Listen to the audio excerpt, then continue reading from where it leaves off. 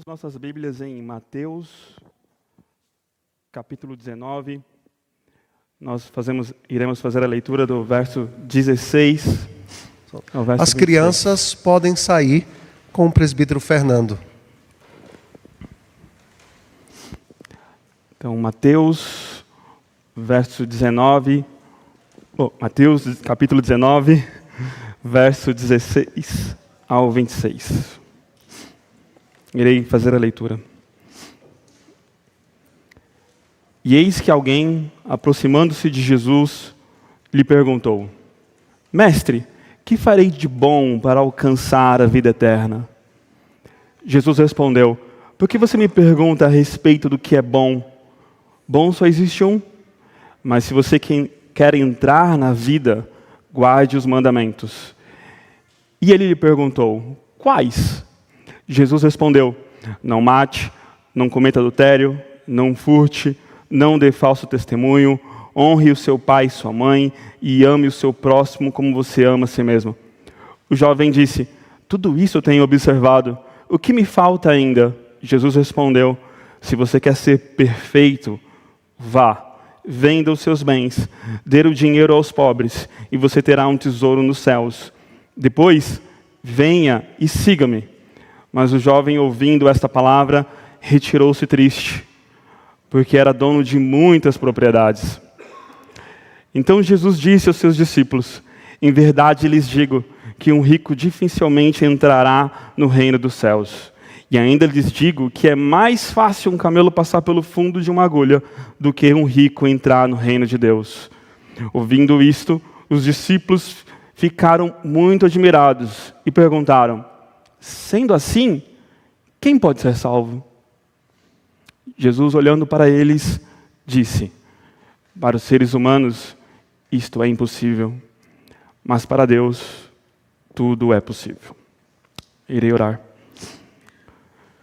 Senhor Deus e Pai, eu te agradeço, Senhor, pela oportunidade que tenho de servir a esta igreja, de servir ao Senhor nesta igreja. E peço a Ti, Deus, que me ajude, Senhor, nessa exposição, para que possa alimentar a Sua igreja, motivar a Sua igreja, consolar a Sua igreja, a Sua noiva, Senhor. Quão grande responsabilidade é, Senhor, estar aqui. Por isso eu peço a Ti, Senhor, me ajude, Senhor. Sou apenas Teu servo, querendo pregar a Tua palavra. No nome de Jesus. Amém. Quando eu tinha uns 9 anos de idade, eu estava em um acampamento de jovens e adolescentes e, olha, eu era uma peste. Eu tenho algumas lembranças assim da minha juventude e uma delas foi nesse acampamento, duas bem marcantes foi nesse acampamento. E uma delas foi que eu deixei um garoto preso num bicama durante horas, a gente amarrou ele. Mas outra bem marcante foi que uma irmã, uma esposa de pastor e pastor da igreja da minha mãe, ela, em um dos sermões, uma das palestras devocionais, ela fez um apelo para quem quisesse servir a Jesus naquele dia, quem quisesse entregar a vida para Jesus naquele dia, levantasse a mão e ali fizesse uma oração com ela. Mas eu lembro que eu fiquei com medo. Eu tinha muito medo de entregar a minha vida para Deus. Eu já sabia quanto aquilo custaria para mim. Eu passava por um momento onde eu estava lendo e reescrevendo os salmos à mão por um castigo que minha mãe me deu. E o evangelho já tinha tocado no meu coração profundamente. Mas aquele dia eu estava com muito medo de fazer aquela oração. E quantos de nós afirmamos confiar em Deus, mas na vida prática a gente revela que a gente não descansa nele? Naquele dia eu não queria descansar nele, me parecia que eu não queria confiar nele, faltava alguma coisa ali naquele dia.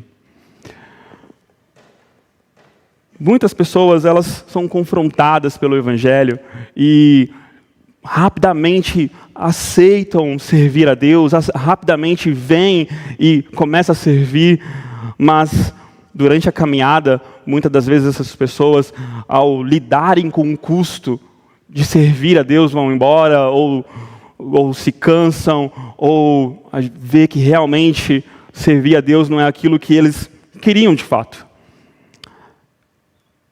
Mas eu tinha um problema naquele momento, que era confiar em Deus.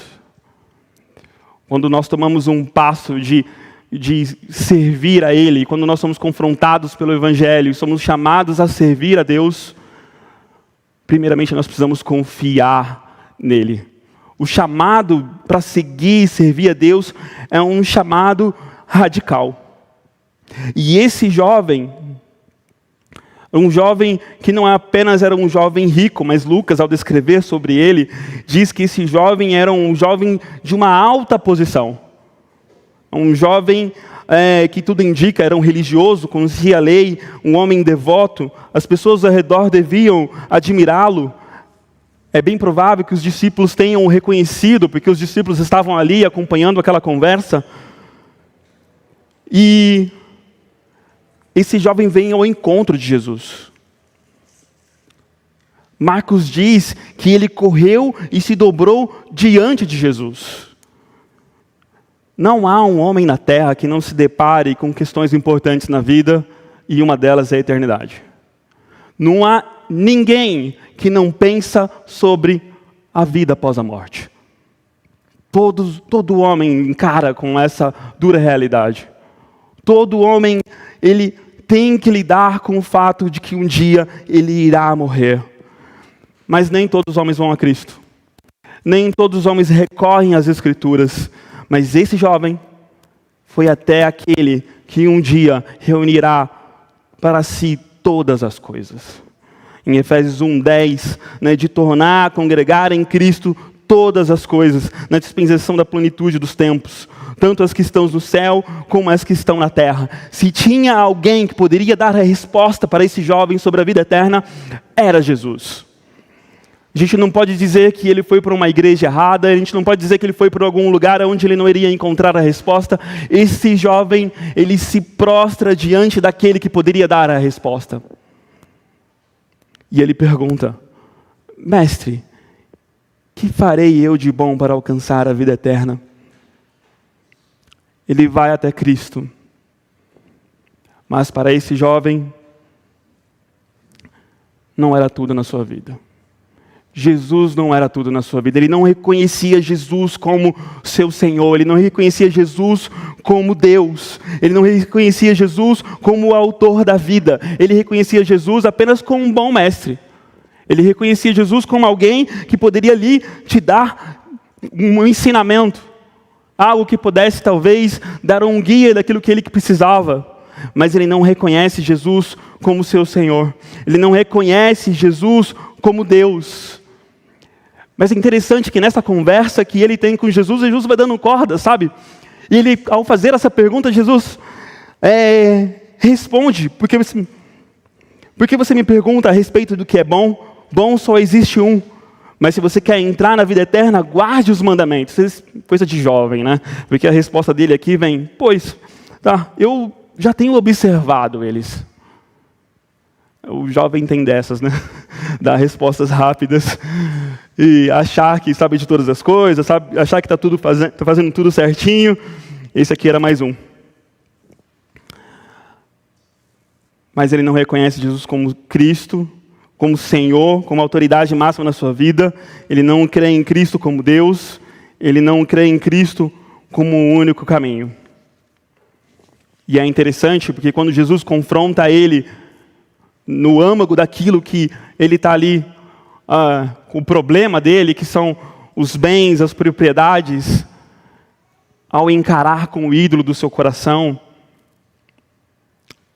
a resposta que ele dá é sair triste. Ele retirou-se triste. Ele não atendeu o chamado, ele não atendeu o chamado de Cristo. Mas o sermão não é sobre o jovem rico. O sermão é sobre os discípulos. Até os discípulos, eles estavam acompanhando tudo isso. Os discípulos, eles estavam vendo tudo isso. E os discípulos, eles ficam atônitos. O texto diz Jesus, ao perceber essa situação, ele chama a atenção dos discípulos e fala: em verdade lhes digo que um rico dificilmente entrará no reino dos céus. E Jesus ainda dá uma outra, para tentar esclarecer bem, ele diz: ainda lhes digo que é mais fácil um camelo passar pelo fundo de uma agulha do que um rico entrar no reino de Deus. Ouvindo isto, os discípulos ficaram muito admirados. Tem uma outra versão que eu prefiro até, que é: eles ficaram espantados. Eu fiquei muito pensando como explicar isso para vocês. E tem um amigo meu, o reverendo Geimar, o reverendo Alberto conhece, eu li toda a prova difícil, ele tira 10. Se ele não tirar 10, se ele tirar 7, a gente vai falar assim: ops, se ele tirou 7, quanto mais eu. Se o Lee tirar 7 em alguma prova, certamente eu não irei passar. Mas a ideia aqui é essa: eles olharam para o homem rico, o jovem rico, e eles olham para si. Jesus, ao falar sobre os ricos que dificilmente entrariam no reino dos céus, a ideia de Jesus aqui é mostrar algo para os discípulos. Só que se você pega a narrativa a partir do jovem rico, você não vai entender o que está acontecendo. Mas se você lê um pouco mais para trás, em Mateus capítulo 18, os discípulos eles estavam discutindo sobre quem seria maior no reino dos céus. Em Marcos, diz claramente que os discípulos discutiam isso, e Jesus, ouvindo a discussão, Jesus aborda eles e pergunta para eles sobre o que eles estavam discutindo. É interessante que no texto diz, lá em Marcos, que eles se calam porque eles percebem que Jesus estava perguntando sobre aquilo que eles estavam discutindo a respeito sobre quem seria maior no reino dos céus. Só que acontece que ao olhar para o jovem rico, tem uma percepção aqui deles. Porque o jovem rico, ele observava os mandamentos. O jovem rico era alguém, provavelmente, como eu já disse, alguém conhecido por eles, um bom moço. Alguém que certamente você olharia, como o reverendo Alberto disse hoje, e você fala assim para ele: olha, só falta Jesus. Sabe aquela pessoa que honra o pai, honra a mãe, não fala mal de ninguém, o bonzinho, gente boa. Ele é gente fina no trabalho, te ajuda ali em todas as coisas, mas é alguém que não reconhece Jesus. Mas ele faz tudo bonitinho. Você olha para ele, no caso aqui dos discípulos, eles estão dizendo o seguinte, eles estão pensando o seguinte: olha, se ele é rico, isso é a graça de Deus sobre ele, porque ele observa os mandamentos. Da mesma maneira como Deus abençoava Israel, quando Israel observava os mandamentos, adorava o Senhor, eles estão olhando para o discípulo e falam assim: não, é possível. Ele cumpre tudo bonitinho, ele faz todas as coisas que deveria fazer, ele serve na igreja, e ele é rico. Bem provável que Deus está o abençoando. Só que ao olhar para o que Jesus fala, nesse espanto que eles têm, eles fazem a seguinte pergunta: sendo assim, quem pode ser salvo? E a minha tese de que a palavra aqui deveria ser espanto é porque logo mais eles perguntam. Pedro pergunta: e eis que nós deixamos tudo e seguimos o Senhor, que será pois de nós? Eles estão olhando para eles mesmos. A conversa de Jesus aqui não é sobre o jovem rico. A conversa de Jesus aqui é sobre os discípulos. E na conversa que Jesus tem em Mateus 18, Jesus diz o seguinte: em verdade lhes digo, se vocês não se converterem e não se tornarem como crianças, de maneira nenhuma entrarão no reino dos céus. Portanto, aquele que se humilhar como essa criança, Jesus está aqui dizendo para eles: olha, vocês estão cheios de orgulho. Pensa bem, os discípulos estão caminhando com Jesus, fazendo parte da comitiva de Jesus, grandes coisas estão acontecendo, e eles estão ali fazendo parte de tudo aquilo, eles estão ali ajudando Jesus, mas seus corações, ao participar de tudo isso, se tornam orgulhosos, estão cheios de orgulho.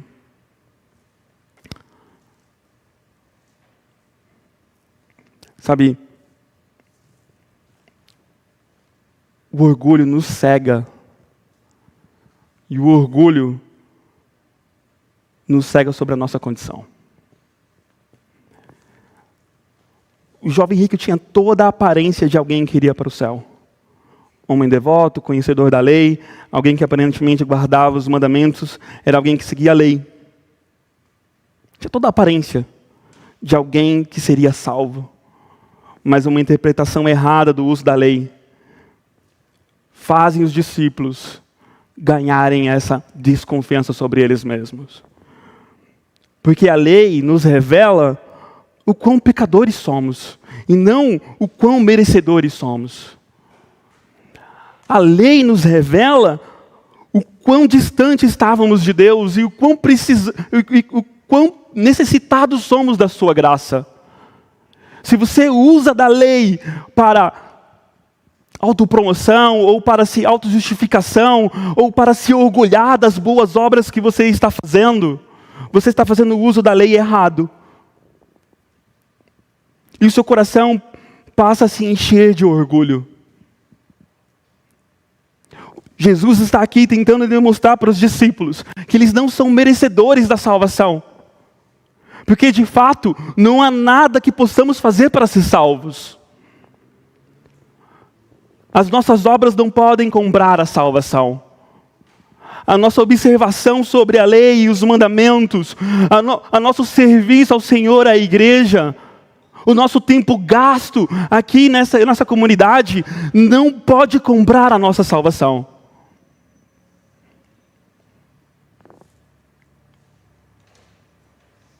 E se depois de você se deparar, depois de você fazer uma autoanálise de si mesmo, de ouvir todos os sermões do reverendo Alberto sobre o Sermão do Monte, e chegar à conclusão de que você é merecedor do céu, há um grande problema naquilo que você está lendo, ou naquilo que você está crendo. Acontece que os discípulos atenderam o chamado de Cristo, mas isso é graça. É uma graça imerecida. Eles largaram esposas, eles largaram a casa, esposas não, mas eles largaram a casa, trabalho, mas mesmo assim, não significa que você será salvo. Não há salvação fora de Cristo. Não há salvação fora dele.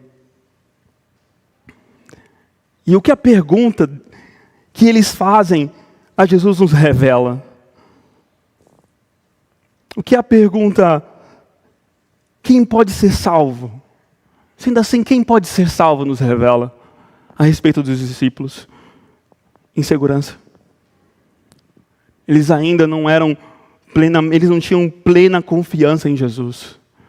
Mas o que é lindo nesse texto, o que é lindo no Evangelho, aliás, tem um sermão do Martin Lloyd-Jones só na palavra mas, porque Jesus diz para eles, olha, é impossível para vocês. É impossível para vocês alcançarem a salvação por meio das obras. É impossível para vocês. Vocês não podem comprar a salvação através daquilo que vocês podem produzir. Mas tudo é possível para Deus. Jesus não deseja nos deixar em segurança. Jesus, Ele não quer que vivamos inseguro. Jesus não queria que os discípulos vivessem em insegurança, tanto que Jesus responde a eles depois, olha, para vocês terá um lugar, um reino nos céus. Jesus nos promete moradas. Jesus não deseja que seus filhos vivam em insegurança. Isso não é uma vontade de Deus para nós. Mas certamente ninguém pode encontrar segurança em seu próprio braço. Ninguém pode encontrar segurança em seu próprio reino. Não há reino que Deus não possa derrubar. Não há coração duro que Deus não possa quebrar. Não há nada impossível para aquele que é Criador dos céus e da terra. Esse mesmo Deus nos promete moradias. Esse mesmo Deus nos promete um lugar para estar com Ele. Isso é tão interessante porque João, o apóstolo João, nos escreve uma carta inteira a fim de que saibamos que somos filhos de Deus. Deus deseja que você viva uma vida segura nele. Deus deseja que você descanse nele. Deus deseja que você deposite toda a esperança nele. Jesus nos diz que nada poderá nos tirar da sua mão. Nada poderá nos tirar da mão daquele que nos comprou na cruz. Por meio de Jesus Cristo, segundo o propósito de sua vontade, para o louvor de sua glória, de sua graça, que Ele nos concedeu gratuitamente no amado. A nossa salvação foi desejada, a nossa salvação foi planejada, a nossa salvação foi executada. E a nossa morada será construída por meio daquele que nos comprou. A obra dele será completa. Porque aquilo que ele começou, ele irá terminar. Sendo assim, o que nos resta? Descansar nele. Como podemos descansar em Jesus? Sabe,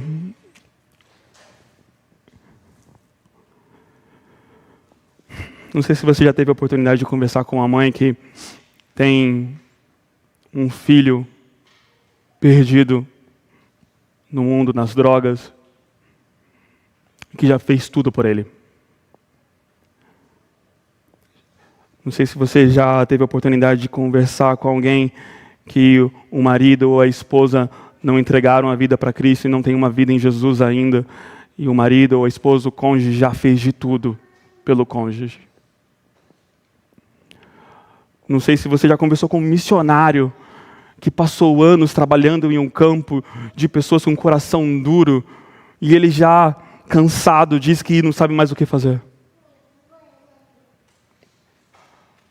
É interessante que quando a gente passa a trabalhar no reino de Deus, quando a gente passa a lidar com pessoas que não entregaram sua vida para Jesus, a gente vai se deparar com o fato de que não há nada que o homem possa fazer para converter alguém. Não há argumento que convença o ateu de sua idolatria. Não há argumento que convença um católico que ele está errado. Nós nos esforçamos e devemos nos esforçar, devemos nos estudar e ali argumentar e ali debater com pessoas que não são cristãs.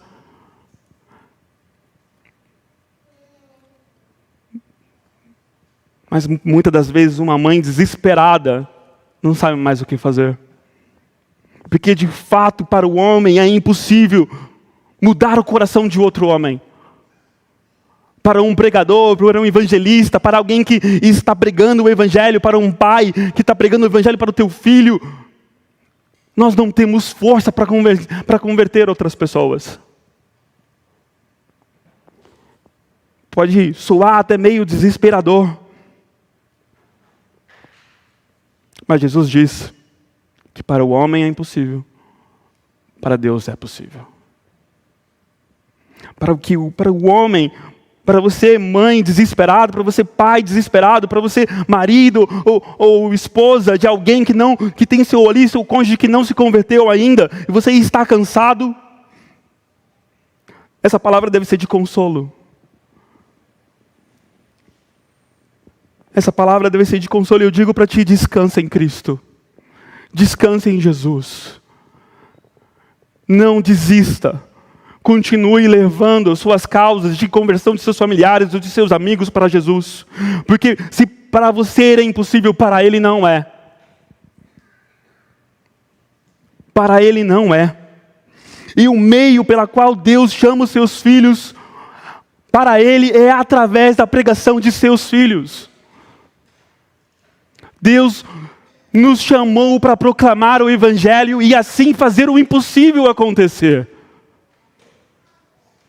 Se você estar aqui hoje e você não está envolvido ainda num trabalho de missionário, discipulado ou pregação do Evangelho e está aí procurando algum lugar para ver coisas impossíveis, eu digo algo para ti: se envolva na pregação do Evangelho.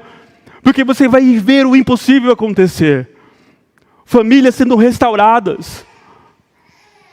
Pessoas que estão com a vida devassa, vivendo uma vida ímpia, sendo chamados para o Rei dos Reis.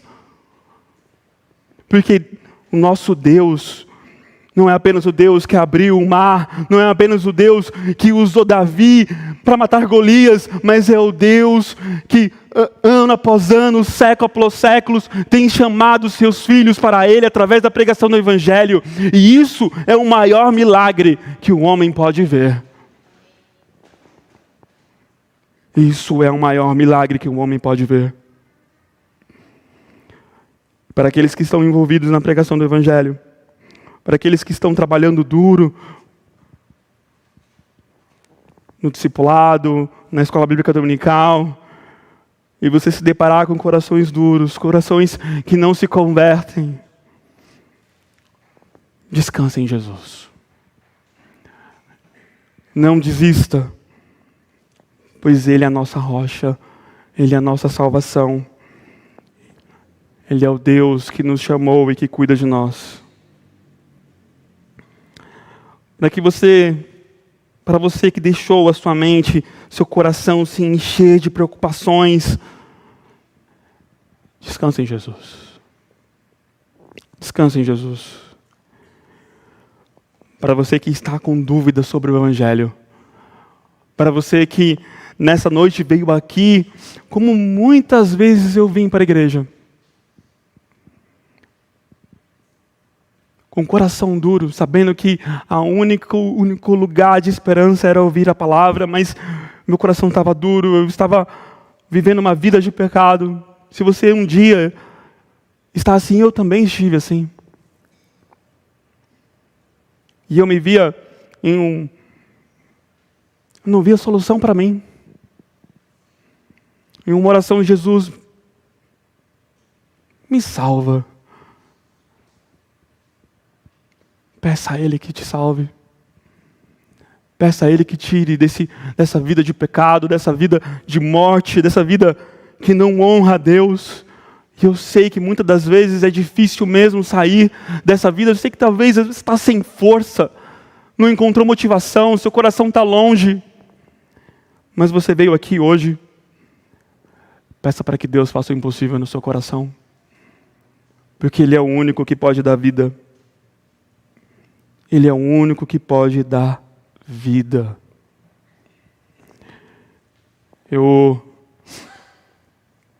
Depois do acampamento, os meus 9 anos de idade, eu voltei para casa e pedi perdão ao Senhor, porque naquele momento ali eu não tive coragem de confiar nele.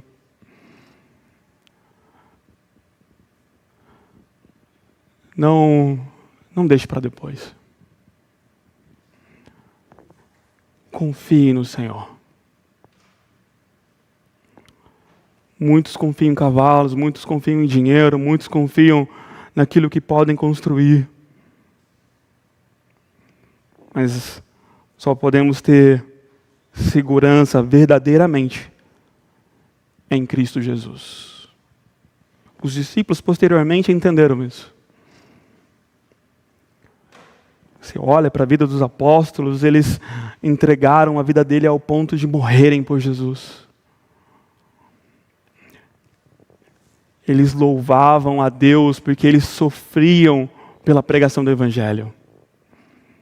Mas só pode cantar alegremente em meio ao sofrimento pela pregação do Evangelho aquele que olha para a morte e diz: em Cristo eu estou seguro, porque Ele é a minha rocha. Amém? Muito obrigado por nos acompanhar até o final deste vídeo. Para receber mais reflexões e ficar por dentro dos próximos conteúdos, te convidamos a seguir as nossas redes sociais que estão na descrição. Alguns vídeos aparecerão na tela, caso queira continuar nos assistindo. Abraço e até a próxima.